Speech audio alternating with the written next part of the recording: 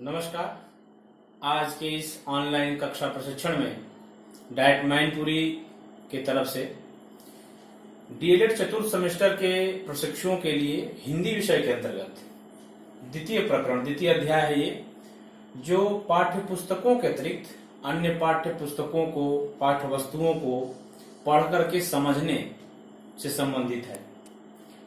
तो हम देखने जाने का प्रयास करेंगे कि इस अध्याय में वे कौन कौन से तत्व हैं जिनको जानना और पढ़ना और समझना जरूरी है।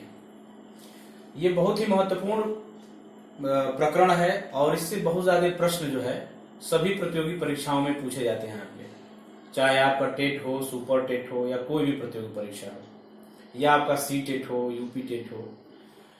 उसमें 15 नंबर के अनसीन पैसेज दिए जाते हैं प्रोज पोएट्री के, और उससे 15 नंबर के प्रश्न पूछे जाते हैं। इस नजरिए से बहुत महत्वपूर्ण है। तो चलिए हम लोग देखना शुरू करते हैं कि कैसे इसको जो है किन किन बिंदुओं को समाहित किया जाएगा, जिससे हमारा जो समझ है, कॉम्प्रिहेंशन क्षमता है, जो पावर कैपेबिलिटी है, वो मजबूत होगा। आप सभी जानते हैं कि जो शिक्षा है, एजुकेशन है, उसके देने के या ग्रहण करने के दो तरीके हैं, औपचारिक, अनौपचारिक, formal education and informal education. Formal, जहां पे एक निश्चित पाठ्यक्रम होगा, पाठ्य पुस्तकें होंगी, पाठ्य वस्तुएं होंगी, करिकुलम होगा, फ्रेमवर्क होगा, एक निश्चित स्थान होगा। ये सारी चीजें जो होती औपचारिकता होती है, सब कुछ एक व्यवस्थित क्रम में चलता है निर्धारित समय के अंतर्गत।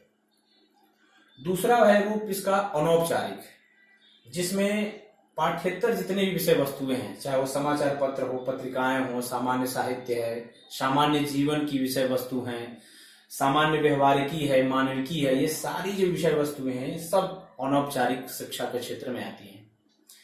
अब इसका दोनों का एक मिला जुला तीसरा रूप आया है, जिसे हम दूरस्थ एजुकेशन कहते हैं, डिस्टेंस एजुकेशन कहते हैं। तो इन दोनों को मिलाकर के तीसरा एक रूप बना है, वह है दूरस्थ एजुकेशन या डिस्टेंस एजुकेशन, जिसके माध्यम से अभी हम लोग आपस में कक्षाएं ले रहे हैं और आप सभी लोग अध्ययन कर रहे हैं। तो अभी हम यहाँ बात करेंगे औपचारिक शिक्षा और अनौपचारिक में क्या क्या तत्व समाहित किए जाते हैं। पहला है समाचार पत्र। समाचार पत्र जो होता है ये प्रतिदिन छपता है, डेली जो है इसका प्रकाशन होता है।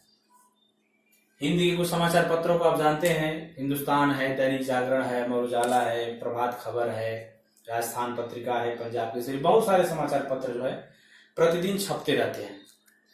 उनके कुछ अगर विषय बिंदुओं को हम देख लें तो उसमें राष्ट्रीय स्तर के समाचार, अंतर्राष्ट्रीय स्तर के समाचार, आर्थिक समाचार, खेलकूद से जुड़ी हुई समाचार, क्षेत्रीय समाचार भी होते हैं, समसामयिक मुद्दों से जो आजकल चलने वाले राष्ट्रीय स्तर पे, अंतर्राष्ट्रीय स्तर के जो मुद्दे हैं उन पे संपादकीय लेख, एडिटोरियल भी इस पे निकलता है, और शिक्षा, विज्ञान और रोजगार से संबंधित जो होते हैं विषयों पर काफी विस्तृत रूप से समाचार में छपता रहता है। ये लगभग 16 से लेकर के 32 पेज तक के प्रतिदिन छपते हैं। आप देखते हैं, पढ़ते हैं, उनका अध्ययन करते हैं, और बड़ी ही सावधानी से और गंभीरता से उसका अध्ययन किया जाना चाहिए। अगर आप समाचार पत्र को उठाएंगे तो पूरा दिन आपका उसी में लग जाएगा, लेकिन अगर आप एक विशेष रणनीति के तहत इन बिंदुवार विषयों से छांट करके टॉपिक उसमें से निकाल लेंगे तो आपके लिए उपयोगी होगा। और विशेष तौर से संपादकीय का पढ़ा जाना आपके ज्ञान की जो आयाम है, जो दायरा है, उसको और विस्तृत करने में सहयोग करेगा। तो ये हो गया समाचार पत्रों के जो होते हैं आयाम है, किन किन बिंदुओं को हमें देखना चाहिए। अन्यथा की स्थिति में समाचार पत्र अगर आप दिन भर पढ़ेंगे तो पूरा कम पड़ जाएगा। दूसरा है पत्र पत्रिकाओं में आएंगे अगर हम, जो मैगजीन्स हैं, ये क्या होती हैं कि प्रतिदिन न छप करके साप्ताहिक या पाक्षिक या मासिक या त्रैमासिक या अर्धवार्षिक होते हैं, या वार्षिक भी कुछ पत्रिकाएं छपती हैं। यानी एक हफ्ते से कम की तो नहीं होती है पत्रिकाएं, और उनको मिला करके उतने दौरान के जो विषय वस्तु रहता है उस पर प्रस्तुति करने की कोशिश की जाती है किसी खास क्षेत्र में। जैसे कुछ पत्रिकाएं अंतर्राष्ट्रीय स्तर की पत्रिकाएं होती है, कुछ राष्ट्रीय समाचारों को केंद्र बिंदु रख करके पत्रिकाएं छपती हैं, बनाई जाती हैं। आर्थिक पत्रिकाएं भी होती हैं, उसी तरह से खेलकूद आधारित पत्रिकाएं होती हैं, विज्ञान से संबंधित जैसे साइंस पत्रिका है, विज्ञान से संबंधित है, शिक्षा से संबंधित, रोजगार से संबंधित प्रतियोगिता दर्पण है, बहुत सारे आपके दृष्टि की किताब आती है। तो बहुत सारे मैगजीन जो हैं पत्रिकाएं सभी छापते रहते हैं। उसमें बहुत सारे मुद्दे होते हैं, समसामयिक विषयों पे विशेषज्ञों के विचार होते हैं। उन्हें हमें अपने अध्ययन के ज्ञान के लिए पढ़ना चाहिए, जिससे हमारा जो सोचने का समझने का जो दायरा है वो विस्तृत हो पाए। तीसरा है सामान्य साहित्य, जनरल लिटरेचर। इसमें क्या होता है कि जो एक सामान्य मानव की समझ होती है मनुष्य की, उसको हमें समृद्ध करने के लिए, उसको बढ़ाने के लिए, उसको मजबूत करने के लिए इन विषयों को देखा जाना, पढ़ा जाना, समझा जाना जरूरी है। जैसे प्रेरक कहानियां हैं, पंचतंत्र की कहानियां हैं, अकबर बीरबल की कहानियां हैं, जातक कथाएं हैं, इस तरह से अमर कहानियां, बहुत सारी कहानियां हैं। इनके माध्यम से बहुत कुछ सीखने को मिलता है हम लोगों को। मानवीय जो जीवन की नैतिक मूल्य हैं उनको आधारित बना करके कहानियां लिखी गई होती, उन्हें पढ़ना चाहिए। दूसरा है महापुरुषों की जीवनी या किसी महापुरुष की आत्मकथा। इससे हमें बहुत सारे प्रेरणा देने वाले तत्व मिलते हैं, जिससे हम अपने जीवन में भी उसको समाहित कर ले। जैसे कि बहुत सारे महापुरुष हैं, उनकी जीवनियां हैं, आत्मकथाएं आप पढ़ सकते हैं। कौशल आधारित पुस्तकें, किसी खास गुण में आपको कुशलता प्राप्त करने के लिए, स्किल बनाने के लिए, स्किलफुल करने के लिए आपको कुछ किताबें या पत्रिकाएं या सामान्य साहित्य मिलते हैं, मटेरियल मिलते हैं। जैसे कैसे कुशल वक्ता कैसे बने, या सामान्य जीवन को कैसे बेहतर करें, सफल कैसे हों, या जीत आपकी, बहुत सारी किताबें हैं। उनको हमें पढ़ना चाहिए जब भी आपको समय मिले।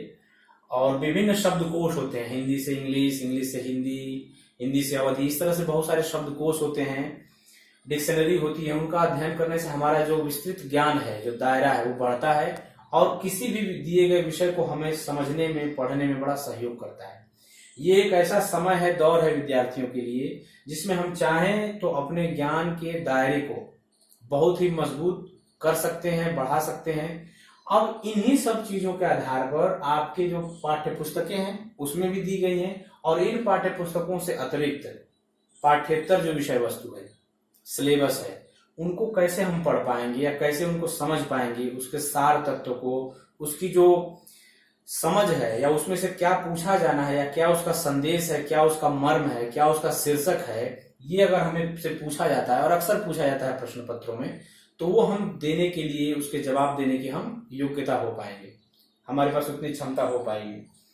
तो इस प्रकरण में हमको इस बात पे बल देना है कि कैसे हम अपने सोचने के, समझने के, किसी भी विषय वस्तु के नजरिया को देखने का जो नजरिया है, दृष्टिकोण है, विजन है, वो हम कैसा अपना विकसित कर पाएंगे, इसको बनाने की जरूरत है। और विद्यार्थी जीवन में इसका बड़ा महत्व है। आप सभी लोग जो भी वीडियो देख रहे होंगे, तो इस पे अपने जो आपके प्रश्न हो, आपकी जो जिज्ञासाएं हो, जरूर आप कमेंट बॉक्स में लिखिएगा, क्योंकि इससे हमें पता चलेगा कि आपकी समस्या क्या है, और उस पे हम अपनी तरफ से जो भी जवाब होगा आपको उपलब्ध कराने की कोशिश करेंगे। तो ये मेरा प्रयास रहा है कि इस द्वितीय अध्याय को आप अच्छे से समझ लीजिए, और इससे आधारित प्रश्न जो होंगे आपके मन में, आप पूछ सकते हैं। आपकी परीक्षाएं भी जब इसके बाद होगी तो ये सब चीजें उसमें कारगर आएंगी, और अन्य प्रतियोगी परीक्षाओं में भी जरूरी है। तो मुझे उम्मीद है, पूरा विश्वास है कि आप सभी लोगों को ये जो प्रकरण है समझने में सहायता हुई होगी, या इससे सहायता मिलेगी। इसी के साथ सभी को धन्यवाद।